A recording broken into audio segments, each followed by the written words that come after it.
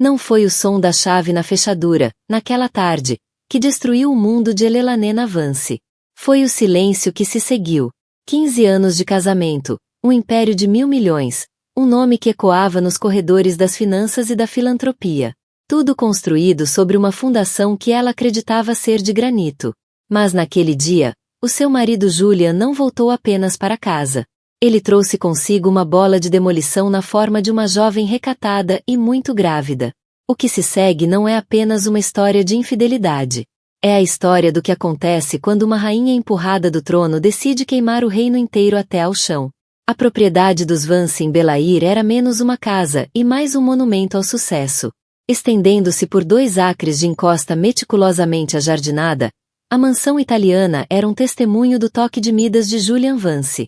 Do lado de fora, era uma fortaleza de calcário e vidro refletindo o dourado sol da Califórnia. Por dentro, era um museu de uma vida perfeitamente curada. Elanena Vance, sua elegante anfitriã, era curadora. Durante 15 anos, desempenhou o seu papel com precisão impecável. Era mulher no braço de Julia no Met Gala, a anfitriã graciosa de angariações de fundos que arrecadavam milhões para causas esotéricas. A parceira silenciosa cuja inteligência aguçada foi, nos primeiros tempos, o andaime sobre o qual Julian construiu seu império imobiliário, a Vance Global Properties. A sua formação em arquitetura não era apenas um hobby pitoresco mencionado em perfis da Vanity Fair. Ela projetou os seus 3 primeiros empreendimentos comerciais lucrativos antes de, graciosamente, recuar para construir o seu lar e a sua posição social. A vida deles era um bailado meticulosamente coreografado. As manhãs começavam com sumo verde no terraço com vista para a cidade, o ar perfumado de jasmim noturno e dinheiro. Julian partia envolto numa nuvem de perfume Tom Ford e autoridade silenciosa, conduzido no seu Bentley preto.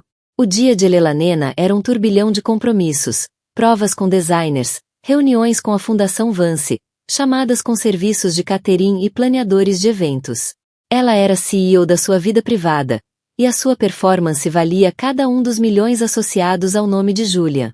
Os seus amigos, uma constelação de velhas fortunas e novos bilionários da tecnologia, viam-nos como o ideal. Os Lockwoods, os Ayers, os Changens, todos admiravam a parceria dos Vance.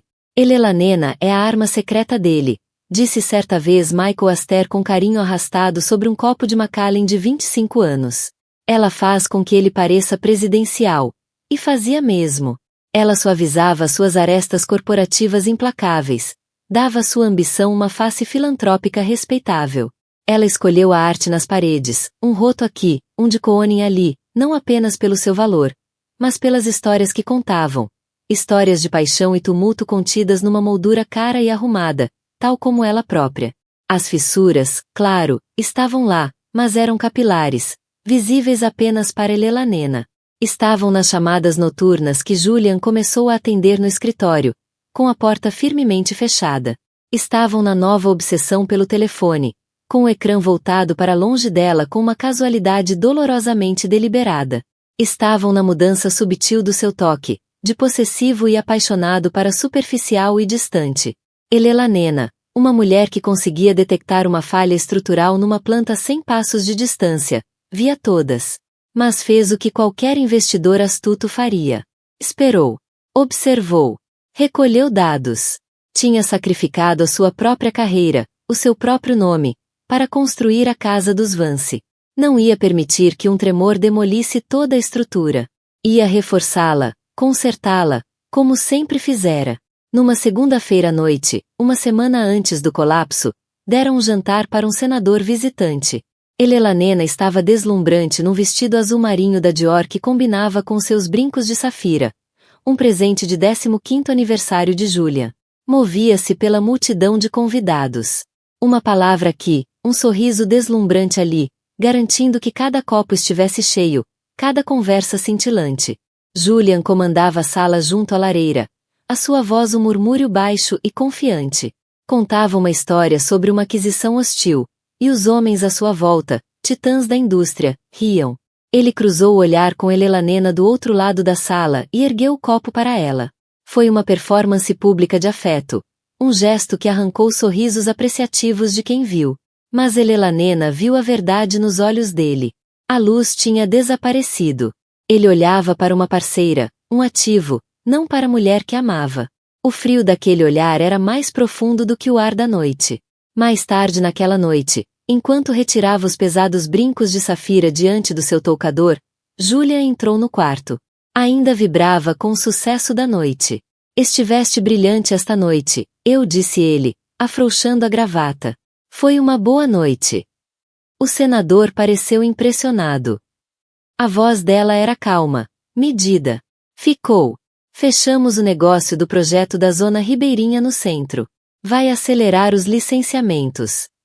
Sentou-se à beira da enorme cama deles, desabotoando a camisa. Este vai ser o nosso maior projeto até agora. Milhões. Elelanena observava o seu reflexo no espelho. Nosso projeto? Perguntou suavemente. Júlia hesitou. Claro, nosso projeto. Tu és o rosto da marca, querida. Nada disto funciona sem ti.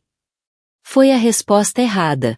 Antes era o nosso projeto porque ela estaria na mesa de desenho com ele, debatendo paredes estruturais e continuidade estética. Agora ela era o rosto, um ornamento no capô de um carro que ajudou a construir. Colocou as safiras na caixa de veludo e fechou-a com um estalido. O som foi perturbadoramente alto no quarto silencioso. Estou cansada, Julian disse, virando-se não para ele, mas para a vasta cama vazia. Foi um dia longo. Ele não tentou tocá-la. O abismo entre eles tinha se tornado largo demais para que um simples gesto pudesse atravessar. Ele apenas acenou com a cabeça, recuou para o seu lado da cama e, em poucos minutos, adormeceu, deixando Elelanena sozinha com o grito silencioso do conhecimento de que já não era uma parceira, mas uma funcionária de alto nível na corporação do seu próprio casamento. Ficou acordada durante horas. O peso frio da sua realização, um sudário. A fundação não era granito, era areia, e a maré estava a subir. A terça-feira chegou, um dia pintado nas cores mais insípidas. Era para ser comum. Uma aula de pilates às 9 horas, o catering para a próxima gala do museu às 11 horas, uma revisão final da lista de convidados. O céu era de um branco nebuloso, indiferente. O ar estava imóvel. Era o tipo de dia em que nada de importante devia acontecer. Às 15h15, Elelanena estava na sala de estar principal, um espaço cavernoso com janelas do chão ao teto que davam para a piscina infinita e o vasto tapete cinzento acastanhado de Los Angeles abaixo. Estava a arranjar um ramo de lírios brancos de Casablanca num vaso alto de cristal sueco minimalista. A tarefa era ancorante, cada haste colocada com precisão arquitetônica. O perfume doce e intenso dos lírios enchia o ar, uma fragrância de paz e pureza. Ouviu o som dos pneus na gravilha da entrada mais cedo do que esperava. O Bentley de Julia não era esperado senão dali a 3 horas. O primeiro pensamento foi que algo estava errado, uma emergência, uma mudança de planos. Colocou o último lírio no vaso e virou-se, a testa franzida de leve preocupação. A pesada porta de carvalho abriu-se. Julian estava recortado contra a luz brilhante da tarde. Ele parecia. Ela não conseguia identificar a expressão. Não estava estressado, nem zangado, resignado. E por trás dessa resignação, uma réstia de algo que se assemelhava, perturbadoramente, a alívio. Julian, está tudo bem? Perguntou ela, a sua voz ecoando levemente na grande sala. Ele entrou, mas não se aproximou dela. Em vez disso, segurou a porta aberta, os olhos fixos nos dela. Elelanena disse, o tom plano, desprovido do habitual charme. Precisamos de conversar. E então uma segunda figura surgiu por trás dele, entrando hesitante no átrio de chão em mármore frio. Era uma rapariga, não, uma jovem mulher, talvez com 24, 25 anos no máximo. Usava um vestido simples com padrão floral, que mal escondia o pronunciado e inconfundível volume do seu abdômen. Estava grávida de pelo menos 6 meses. Tinha olhos azuis, grandes e assustados, e cabelo castanho clarinho preso num rabo de cavalo simples. Apertava uma mala de couro gasta contra o peito como um escudo, os nós dos dedos brancos. Parecia completamente, tragicamente deslocada. Um dente de leão a brotar através do mármore. O sangue de Elelanena gelou. O perfume dos lírios pareceu subitamente sufocante, animalesco. O ar na sala tornou-se denso, irrespirável. Olhou do rosto aterrorizado da rapariga para o de seu marido, impassível. As fissuras minúsculas do seu mundo perfeito não apenas se expandiram, explodiram numa teia de fraturas que percorreram todas as superfícies da sua vida. Julian, disse Elenena novamente, e dessa vez a sua própria voz parecia de uma estranha, uma coisa fina, frágil. Quem é esta? Julian finalmente fechou a porta, o baque pesado selando os três dentro da bela e silenciosa sala. Inspirou profundamente, como quem se prepara para dar um golpe fatal. Elenena, está é Amélia Rose, disse ele, gesticulando vagamente na direção da rapariga. Não há uma maneira fácil de dizer isto. A Amélia tem vivido num dos apartamentos corporativos no centro. As coisas tornaram-se complicadas. Ela vai ficar conosco agora. As palavras não faziam sentido. Eram peças de puzzles diferentes, ilógicas quando colocadas juntas. Ficar conosco. O olhar de Elenena desceu até a barriga arredondada de Amélia. Depois voltou ao rosto de Julian. A pergunta pairava entre eles, não dita, imensa. Como se a tivesse ouvido, Julian fez um leve, quase imperceptível aceno de cabeça. Sim, confirmou, a voz baixa. O bebê é meu. Amélia encolheu-se com a afirmação ousada, os olhos enchendo-se de lágrimas. Olhou para Elenena com uma expressão de puro terror suplicante, como se esperasse ser agredida. Mas Elenena não se moveu, não gritou, não chorou. Uma calma estranha e aterradora apoderou-se dela. Uma quietude ártica que congelou a própria medula dos ossos. Sentia-se como se estivesse a ver um filme da vida de outra pessoa. Os lírios perfeitamente arranjados. A amante a chorar em silêncio. O marido que acabará de detonar a história partilhada com algumas palavras simples. Ela vai viver conosco, repetiu Elenena, a voz num tom morto. Testou as palavras na língua. Sabiam a veneno naquele lar. É a solução mais lógica, disse Julian. O tom a mudar para aquele que usava na sala de reuniões. Razoável, decidido, como se discutisse um simples problema logístico. Ela precisa de apoio, cuidados médicos. É minha responsabilidade. Temos mais do que espaço suficiente. Podemos ser adultos quanto a isto, Ellie. Temos de ser adultos. A palavra era uma obscenidade. Ele trouxera sua amante grávida, uma rapariga suficientemente jovem para ser sua filha, para a casa que a esposa construíra, e pedia-lhe que fosse adulta quanto a isso. Pedia à rainha que recebesse a usurpadora no coração do palácio e lhe oferecesse um quarto de hóspedes. Os olhos de Elenena, da cor do mar revolto, afastaram-se finalmente dos de Julian. Fixaram-se em Amélia. Observou o vestido barato, as sandálias gastas, o rosto aterrorizado e sulcado de lágrimas. Não havia ódio ali. Ainda não. Apenas um profundo, abissal sentimento de traição. Esta rapariga não era causa. Era um sintoma. Um sintoma da fraqueza de Julian, da sua mentira, do seu desprezo absoluto pela mulher que lhe dera tudo. Que quarto estavas a pensar dar-lhe, Julian? Perguntou Elenena, tão baixo que quase foi um sussurro. A suíte Monai. Tem uma vista linda para o jardim de rosas, ou talvez o quarto da ala leste. É mais privado. Julian, confundindo a sua calma com aceitação, ou com choque submisso, pareceu até relaxar. Pensei na suíte azul, por agora. É confortável e discreta. A suíte azul. Elenena acenou lentamente. Claro. Olhou em volta da sala, para a arte que escolhera, os móveis que arranjara, a vida que curara. Cada objeto era uma mentira. Cada memória estava contaminada. A casa inteira já não era um lar. Era uma cena de crime. E nesse momento, a calma ártica dentro dela começou a aquecer. Uma pressão começou a acumular-se atrás dos olhos.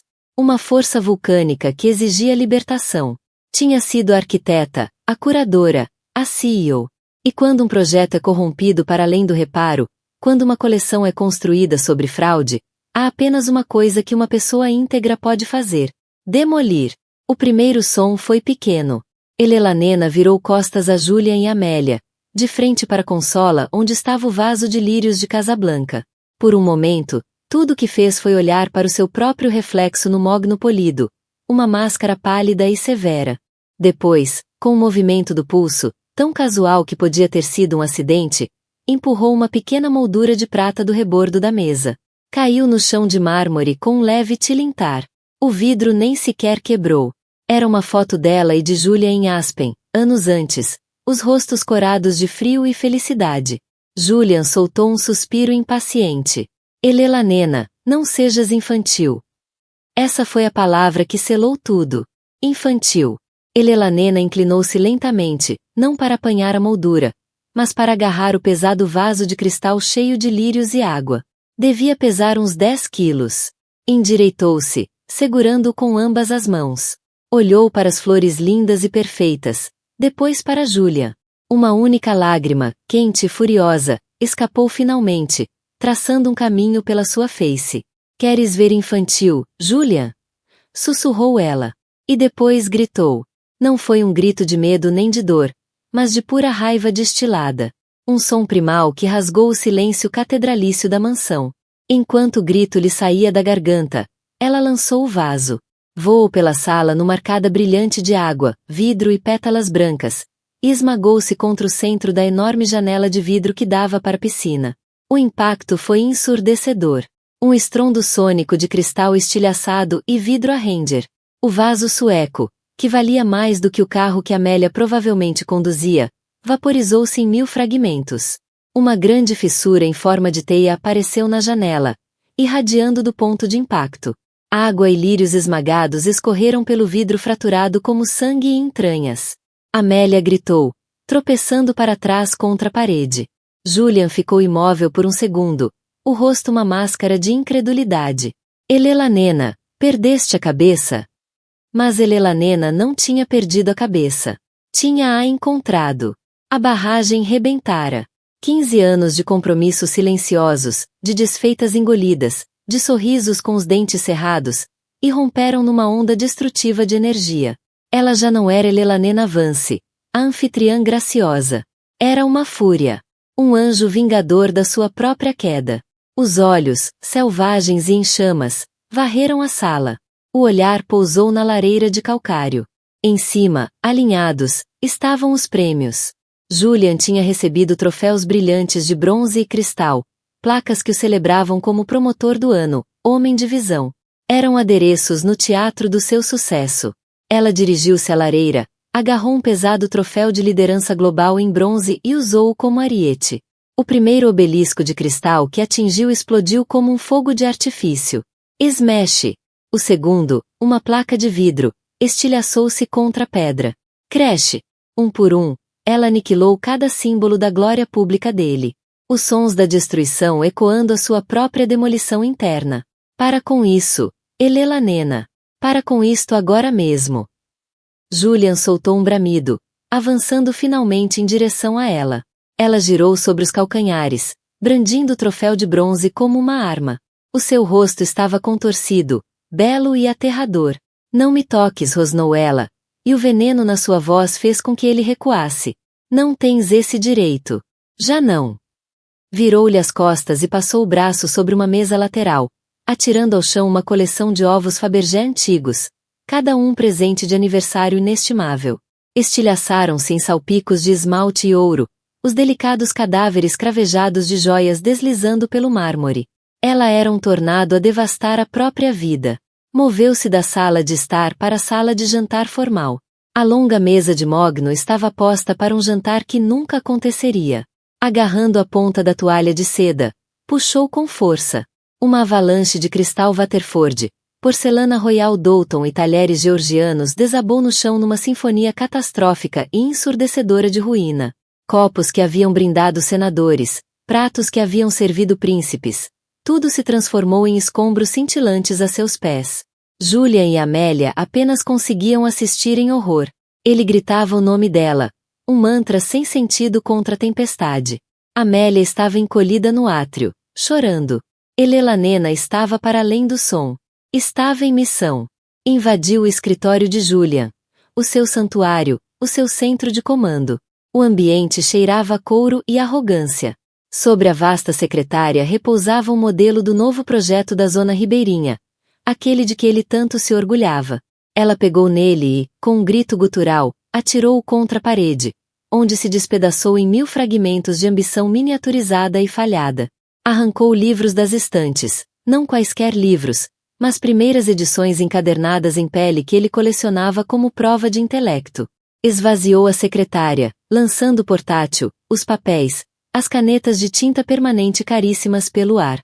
Pegou num abre-cartas e, com golpes metódicos e ferozes, rasgou o couro KPM da cadeira de diretor de encosto alto. Por fim, dirigiu-se à grande escadaria curva. O destino era a suíte principal, o quarto deles, o espaço mais íntimo e, portanto, o mais violado da casa. Arrombou a porta. A cama king-size californiana estava perfeitamente feita. Um mar de linho branco bordado. Na penteadeira, os seus perfumes, cremes, a sua vida de esposa. Do lado dele, a coleção de relógios, o mancebo. Dirigiu-se primeiro ao closet dele. Era uma divisão maior do que muitos apartamentos em Nova York. Cabides repletos de fatos feitos à medida da Savile Row, sapatos John Loeb, camisas impecavelmente passadas pela governanta. Ela não se limitou a atirá-los ao chão. Pegou numa garrafa de Chantal Margaux vintage do minibar da suíte, aquela que ele andava a guardar, e começou a despejá-la sobre tudo. O vinho tinto escuro infiltrava-se na lã e na seda finas, uma nódoa mortal. Encharcou os fatos, as camisas, os sapatos italianos feitos à mão, afogando a vaidade dele numa torrente de vinagre caro. Depois virou-se para o seu próprio closet. O seu arsenal de gaiolas bonitas, vestidos Dior, Tailleur Chanel, sapatos Jimmy Choo. Eram os figurinos de um papel que ela já não representaria. Não os ensopou em vinho. Começou a rasgá-los com as mãos nuas. O som da seda e do cetim a romper era o contraponto dos estilhaços de vidro anteriores. As ferramentas do seu ofício, os símbolos da sua cumplicidade, foram destruídos pela própria dona. Arfando, os nós dos dedos em sangue, o vestido de estilista rasgado, ficou de pé no centro do quarto devastado. Julian apareceu à porta, o rosto pálido de choque e fúria. Está satisfeita? Cuspiu, a voz a tremer de raiva. Acabaste com o teu pequeno chilique. O peito de Elanena subia e descia. Olhou à sua volta para a carnificina. A destruição não era caótica. Era precisa. Tudo o que destruíra era símbolo da mentira que partilhavam. A arte, os prêmios, os jantares de gala, a roupa, tudo tinha desaparecido. Passou por ele, saindo do quarto, os pés descalços a pisar detritos invisíveis. Não o olhou. Não olhou para a rapariga ainda encolhida a chorar no átrio. Caminhou de volta para o centro da sala de estar, ao local onde tudo começou. Ali ficou, uma rainha no coração do seu reino arrasado. Sentia-se estranhamente, assustadoramente calma. A pressão desaparecera. No lugar dela, um vazio dourado e límpido. Virou-se para o marido. A voz, quando falou, já não era aguda de raiva, mas baixa e firme, forjada no fogo que ela própria acendera. Não acabei, disse, os olhos presos nos dele. Apenas comecei. O silêncio que caiu sobre a mansão era mais pesado e opressor do que o ruído que o precedera. Era o silêncio de um campo de batalha depois da luta, denso com o cheiro da destruição. Vinho derramado, perfume caro, e o pó de estuque e vidro pulverizado. Júlia encarava Elanena, a fúria momentaneamente eclipsada por uma percepção gélida. Aquela não era a mulher histérica que esperava. O fogo nos olhos dela fora abafado, substituído por brasas frias e duras.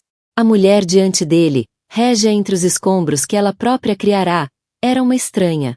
Esperava lágrimas, súplicas, um colapso emocional desastroso que pudesse gerir, controlar e, no fim, usar contra ela. Não esperava uma demolição. Estás louca, murmurou. As palavras eram tanto uma acusação como um diagnóstico. És completamente louca. Amélia, encorajada pelo silêncio, avançou timidamente desde o átrio. O rosto sulcado de lágrimas era uma mistura de medo e algo mais, uma consciência nascente. Olhou da devastação ao redor para a fúria fria no rosto de Elanena e depois para Julian. O homem poderoso e encantador que prometera cuidar dela estava agora impotente diante da tempestade que desencadeara. Julian, talvez devesse ir embora, sussurrou, a voz a tremer. Posso chamar um táxi? Não vais a lado nenhum, disparou Julian. A autoridade a regressar ao concentrar-se no problema mais simples. A rapariga assustada voltou o olhar furioso para Elelanena. Olha o que fizeste. Olha para isto. Assustaste-a. Elelanena soltou uma gargalhada curta e cortante, desprovida de humor. Ah, fui eu que a assustei? Tu arrastas esta criança para nossa casa como escudo humano da tua própria cobardia. E eu sou o monstro. Tens uma perspectiva espetacular, Julian. Deu um passo deliberado em frente, os pés descalços estalando sobre o pó cintilante de uma taça estilhaçada. Nem sequer estremeceu. Queria ser adulto sobre isto? Ótimo! Vamos ser adultos. Esta já não é a tua casa. A partir deste momento, estás a invadir propriedade alheia. O rosto de Julian ficou roxo de indignação. Invadir? Esta é a minha casa. O meu nome está em todas as escrituras, todos os títulos. Um nome que eu ajudei a construir, contrapôs Elelanena, a voz a cair para um tom mortalmente calmo. Um império que eu ajudei a planear, uma vida que eu desenhei. Podes ter pago os tijolos, mas fui eu quem forneceu o projeto e a argamassa. E estou a reivindicar a minha propriedade intelectual. Antes que Julian pudesse formar uma réplica, Elelanena caminhou calmamente até ao único móvel que não tocará, uma pequena secretária antiga num canto da sala.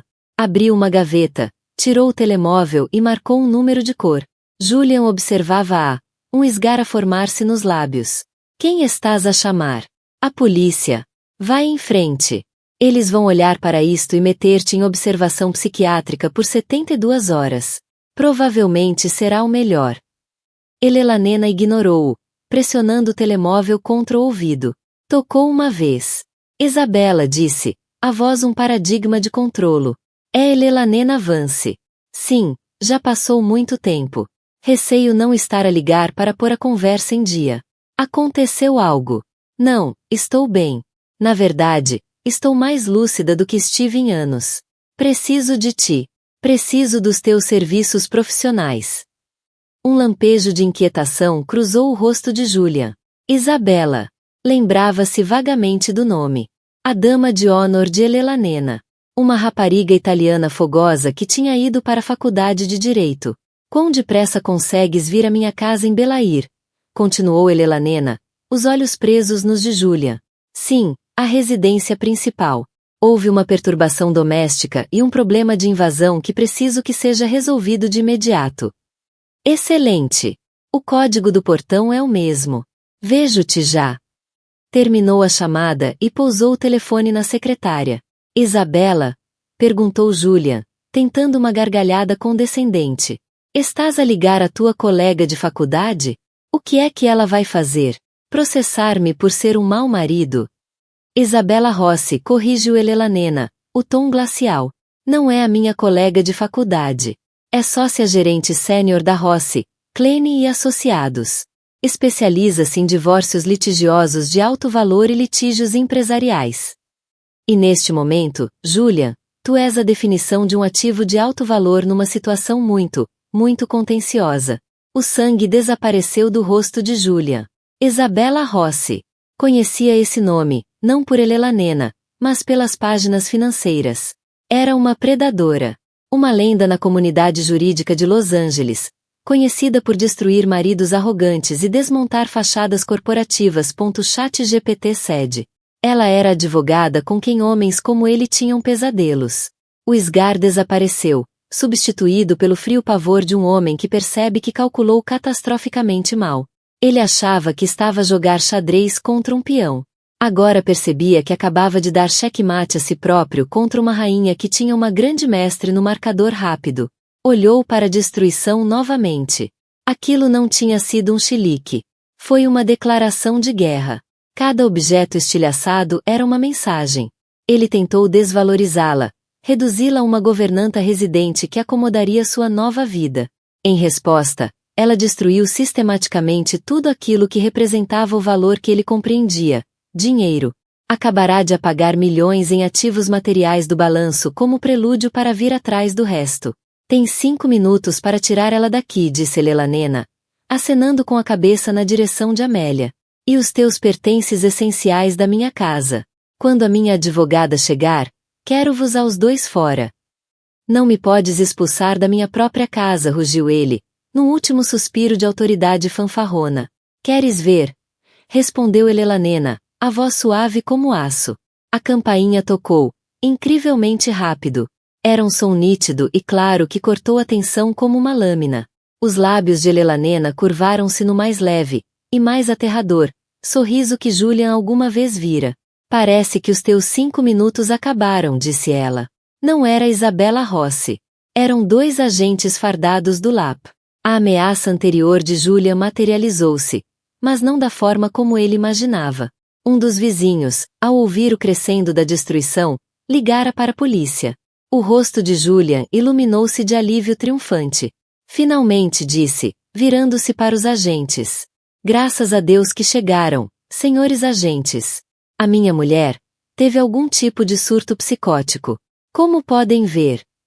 Os 2 agentes, um veterano experiente e uma jovem mulher, entraram e os olhos arregalaram-se com a escala do caos. Parecia que um furacão tinha aterrado na sala de estar. Mas depois olharam para as 3 pessoas. Viram Julian, agitado e furioso. Viram Amélia, grávida, a chorar e aterrorizada. E viram Helena, de pé, calma e estranhamente serena no meio de tudo aquilo. Tinha os nós dos dedos a sangrar e o vestido rasgado, mas a sua expressão era de total controlo. Não parecia psicótica. Parecia uma vítima de uma agressão profunda. Senhora, disse o agente veterano, a voz gentil, dirigindo-se a Helena. Pode nos contar o que aconteceu aqui? Antes que Helena pudesse falar, Julia interveio. Cheguei à casa e ela ficou louca. Começou a partir tudo. Tenho uma convidada aqui. Está grávida. E a minha mulher atacou-nos. Helena levantou uma mão, um gesto de tamanha autoridade que Julian realmente ficou em silêncio. Ela fitou o agente nos olhos. Melhor para quem? Exigiu Julian. Esta é a minha casa. Também é a casa dela, senhor, respondeu o agente, a paciência a esgotar-se. Neste momento, é uma disputa civil. Mas se não sair e ela quiser apresentar queixa por invasão, voltamos cá e será uma conversa diferente. Sugiro que vá. Julian estava encurralado. A lei, que tantas vezes usará como ferramenta, estava agora a ser usada contra ele. Derrotado, lançou um olhar de ódio puro a Helena. Isso não acabou, sibilou ele. Não, concordou Helena. Ainda agora começou. Agora sai. Ele agarrou Amélia pelo braço, o aperto longe de ser gentil, e puxou-a em direção à porta. Derrotado e humilhado, Julian Vance e a sua amante grávida recuaram do palácio que ele tentará reivindicar, deixando a rainha Helena sozinha, vitoriosa, no primeiro dia de uma guerra muito longa. Quando a porta se fechou atrás deles, Helena permitiu-se, finalmente, um único suspiro trêmulo. A adrenalina começou a desaparecer, substituída por um cansaço tão profundo que era físico. Olhou em volta para a ruína. Era uma confusão. Era um desastre. Era uma página perfeitamente em branco. A chegada de Isabella Rossi, 25 minutos depois da polícia ter escoltado um Julian enfurecido e uma Amélia traumatizada para fora da propriedade, foi uma ilha de ordem num oceano de caos. Não chegou num carro desportivo chamativo, mas num discreto Audi cinzento escuro que ronronou ao parar na entrada de Gravilha. Saiu não com a energia frenética de uma socorrista, mas com a graça medida de uma monarca a visitar uma província devastada. Vestia um fato cinzento carvão severamente cortado, o cabelo escuro puxado num coque impecável. Era a personificação física do controlo. Os seus olhos afiados e inteligentes, que nada perdiam desde que eram adolescentes a conspirar num quarto de residência, varreram o vestíbulo de destruição no átrio principal. Observou a janela rachada, o pó cintilante de antiguidades pulverizadas, o salpico estilo Jackson Pollock de vinho tinto contra a parede forrada de seda.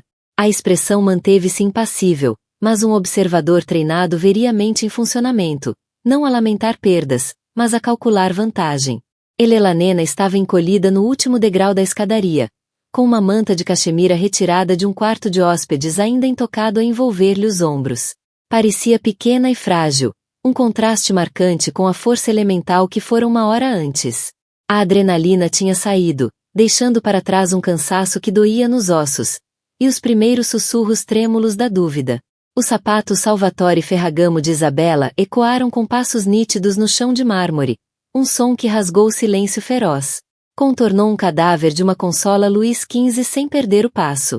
Parou diante de Elanena, o olhar finalmente suavizando ao fitar o rosto pálido da amiga e a marca seca de uma única lágrima na sua face. Bem, disse Isabella, a voz seca, calma, um tônico. Com a ponta do sapato empurrou um caco de porcelana azul cobalto. Sempre achei o gosto da tia Sofia por pastoras um pouco berrante. Elanena olhou para cima. Um fantasma de sorriso tocou-lhe os lábios. Foi um presente de casamento dela. Então vai compreender, retorquiu Isabella suavemente. Sempre disse que a tua casa era mais museu do que lar. Parece que finalmente curaste uma nova exposição. Consequências. Estendeu a mão. Vamos. Não fiquemos sentadas na cratera. Precisamos de uma sala limpa e de uma cabeça clara. A biblioteca está intacta? Elanena acenou, deixando que a amiga a ajudasse a erguer-se. A biblioteca, escondida na ala leste, fora poupada ao seu ataque. Era um santuário de madeira escura, couro gasto e o cheiro reconfortante de papel antigo. Isabella guiou-a até um sofá Chesterfield profundo e dirigiu-se ao bar. Os movimentos eram econômicos, precisos. Ignorou os maltes de topo e serviu 2 copos de água lisa, estendendo um a Elanena. Bebe, ordenou suavemente.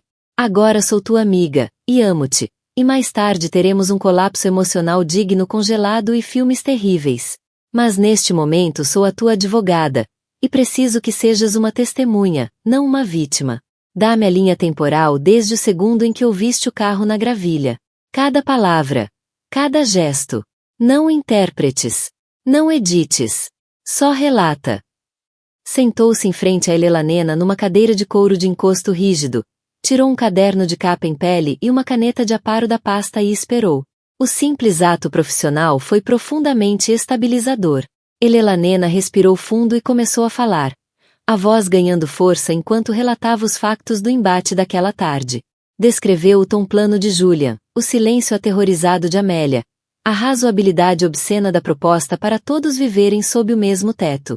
Descreveu a calma ártica que precedeu a tempestade da sua fúria e a natureza metódica da destruição que se seguiu. Concluiu com a chegada da polícia e a retirada humilhante de Julian.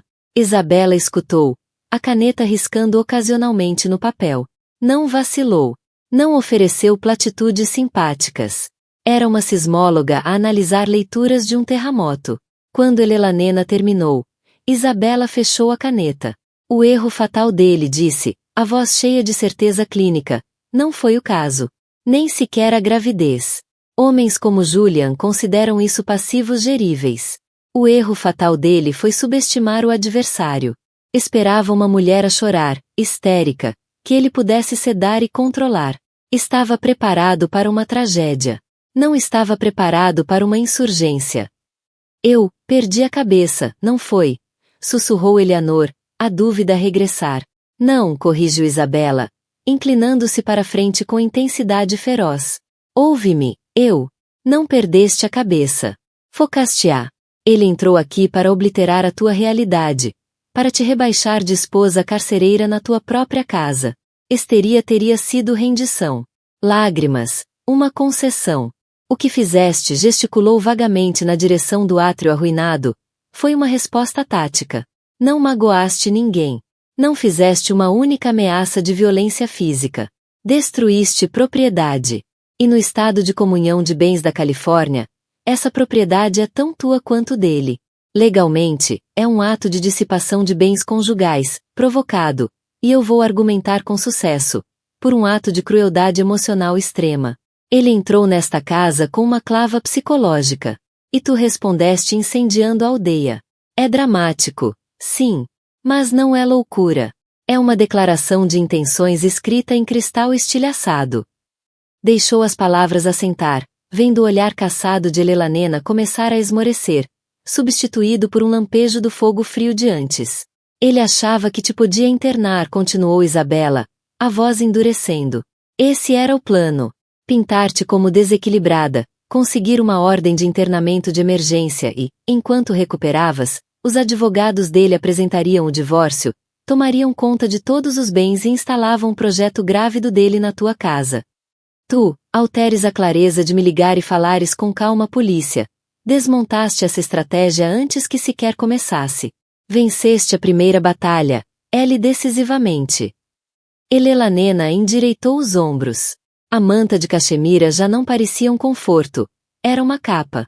Ele disse à polícia que era a casa dele, que o nome dele está em tudo. Presumo que lhe disse que era um insulto aos 15 anos da minha vida. Já os tinha investido, disse Elelanena. Disse-lhe que era uma parceira, não uma linha no balanço patrimonial dele. Mas também sabia que uma recusa direta levaria a uma guerra para a qual eu não estava pronta. Por isso, empreguei outra tática. Fiz uma contraproposta. Ela inclinou-se para a frente, a voz descendo para um sussurro conspiratório. Disse-lhe que assinaria um acordo pós-nupcial, mas apenas um redigido por mim. Passei 2 meses com uma advogada contratual boutique, alguém que ele não conhecia, e criamos um documento que, à superfície, parecia um reconhecimento sentimental do meu papel. Estava repleto de cláusulas sobre as minhas contribuições imensuráveis para o valor social e estético da marca Vance, o meu trabalho estratégico ao receber eventos filantrópicos e políticos, o meu sacrifício de uma carreira promissora em arquitetura pelo bem da empresa familiar. Os advogados do Julian olharam para aquilo e riram-se.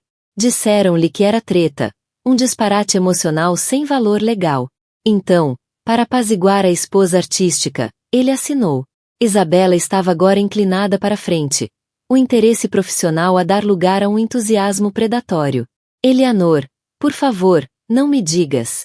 As cláusulas que eles descartaram como treta, continuou Eleanor, o sorriso a alargar-se, estavam ligadas a métricas financeiras tangíveis. As minhas contribuições sociais estavam vinculadas a uma percentagem do valor de qualquer negócio fechado com contato que eu tivesse cultivado pessoalmente. A minha gestão de marca estava avaliada como uma percentagem do orçamento anual de marketing da empresa. A carreira sacrificada foi atribuída a um valor de capital fantasma na Vance Global, com vesting ao longo do tempo. É um acordo de parceria sombra, Easy. Ele assinou um documento que, essencialmente, me torna a maior acionista não institucional da empresa. Isabela recostou-se na cadeira, soltando um assobio baixo. Olhou para a amiga com um respeito novo e profundo. Tu magnífica mulher maquiavélica. Onde está esse documento? Num cofre privado em Pasadena, registrado em meu nome de solteira, disse Eleanor. Juntamente com cópias dos meus projetos originais e os planos de desenvolvimento assinados para os 3 primeiros imóveis comerciais que lhe deram o arranque. Aqueles que a Vanity Fair chamou de obra de um gênio emergente. O gênio dele. Tenho provas de que fui a arquiteta da fundação dele, em mais do que um sentido. A sala ficou em silêncio por um momento, enquanto o peso da revelação assentava. Isto não era apenas sobre uma divisão justa. Era sobre provar propriedade. Depois, a expressão de Elelanena turvou-se. Levantou-se e caminhou até a janela, olhando para o jardim imaculado na escuridão. Mas isso não é a faca, Easy. Isso é só o aperitivo. Há algo mais. Algo que transforma isto de um divórcio em algo muito mais sombrio. Isabela observava os instintos legais a acenderem. Continua. Julian tem estado diferente no último ano. Imprudente, disse Elelanena, ainda de costas. Tudo começou com a aquisição da Sterling Developments. Foi uma tomada hostil em grande escala. Todos os conselheiros dele, incluindo eu, disseram que era arriscado demais. A empresa estava afogada em dívidas. Mas o Julian tem de ser o maior tubarão do tanque. Avançou na mesma, colocando a Vance Global em risco máximo. Lembro-me do negócio. Acenou Isabela. A imprensa financeira chamou-lhe o grande feito dele. Chamaram-lhe o que ele lhes disse para chamar. Disse Elelanena com amargura. Mas eu sabia que os números não batiam certo. A dívida era alta demais. O fluxo de caixa não podia sustentar aquilo. Continuei a perguntar-me como é que ele fez. Como é que convenceu os bancos? Por isso, fui ver. Finalmente virou-se, o rosto pálido, os olhos sombrios com o peso do que estava prestes a dizer. Ainda tem uma chave de acesso de nível executivo aos servidores principais da empresa. Uma porta traseira antiga, da altura em que eu revisava os projetos dele.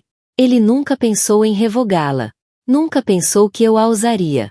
Durante os últimos 3 meses, tarde da noite, tenho seguido um rastro digital. Ela respirou com dificuldade. Easy, aquilo é um castelo de cartas.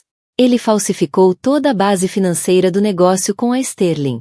Criou uma rede com pelo menos uma dúzia de empresas de fachada offshore através de uma firma nas Ilhas Caimão, Etal Red Holdings, by Seed Ventures. Nomes que nada significam porque nada são. Começou a transferir sistematicamente os ativos reais da Vance Global para essas empresas. Depois apresentou relatórios de lucros e ativos falsificados aos bancos e acionistas. Fez a empresa parecer 2 vezes mais valiosa do que realmente era para garantir os empréstimos de um negócio que agora está a afundar todo o navio. Ele não me mentiu só a mim. Cometeu fraude de valores mobiliários, fraude bancária e fraude eletrônica, em larga escala e sistemática. A alegria desapareceu do rosto de Isabela, substituída por uma seriedade letal. A de uma especialista em desarmamento que acaba de encontrar o temporizador. Essa revelação ultrapassava a lei do divórcio. Entrava no território da penitenciária federal. Ele acha que o caso é o maior problema, concluiu Elelanena, a voz quase um sussurro. Ele não faz ideia de que o mundo inteiro que construiu é uma mentira. E que sou a única outra pessoa neste planeta com os recibos. Isabela levantou-se lentamente, foi até o bar e desta vez serviu 2 doses generosas de Macallan 25. Entregou uma a Elelanena. Ela fez uma pausa, tomando um gole do próprio Scott. Mas a frente 2 é selada. E é letal. A minha equipa de contabilistas forenses, autênticos assassinos, vai começar uma análise profunda dos dados que descobriste. Vamos construir um caso de crimes financeiros hermético, à prova de bala. Vamos embalá-lo, documentá-lo, e guardá-lo.